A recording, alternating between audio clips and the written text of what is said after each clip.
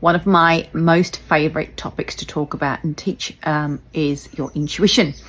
Your intuition is one of the most natural gifts that you have. Everybody is intuitive. It's different to being psychic.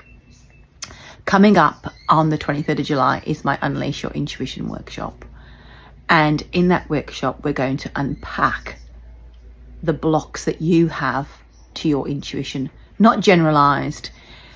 It's customized, so you show up with the thing that's going on in your brain that you feel is hindering you from it.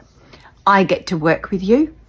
And remember, we don't need to be in the same room because it's all about vibration and energy. So it's about me as a teacher tuning into you and having a look at where some of the problems and some of the beliefs are that are coming in for you and helping you with intuitive tools, with intuitive processes, a little bit coachy as well, because that really unpacks the belief systems that you have around why you think you can't use your intuition and why you feel you can't trust it.